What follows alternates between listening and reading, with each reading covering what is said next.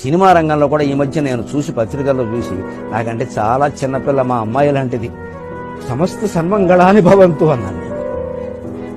ఆ పిల్లతో మాట్లాడే అవకాశం నాకు లేదు కాబట్టి సమస్త సన్మంగళాని భవంతు అన్న ఆ అమ్మాయి మాటలు నన్ను అంత ఆకర్షించే. సాయి పల్లవి ఎంత చక్కని నన్ను మెల్లగా వచ్చింది క్రీమ్ బిస్కెట్ వేసి. అమ్మాయి మొన్న ఏదో మాట్లాడుతూ నేను అన్ని పాత్రలు ఒప్పుకోను, కథ వింటాను, నాకు తగినదైతేనే ఒప్పుకుంటాను, లేకపోతే వదిలేస్తాను. నమస్కారం అమ్మా, నీలాంటి వాడు కావాలి సినిమా రంగానికి. చిన్నపిల్లైనా నమస్కారం పెట్టి ఆశీర్వదించాను.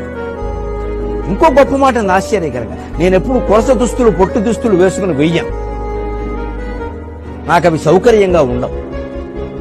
ఎందుకు చెప్పిందంటే ఆ మాట, నా తల్లిదండ్రులు నా సినిమా చూసి గర్వించాలి, అంతేకాదు ఇంకా ఆశ్చర్యకరమైన మాట చెప్పింది ఆ తల్లి.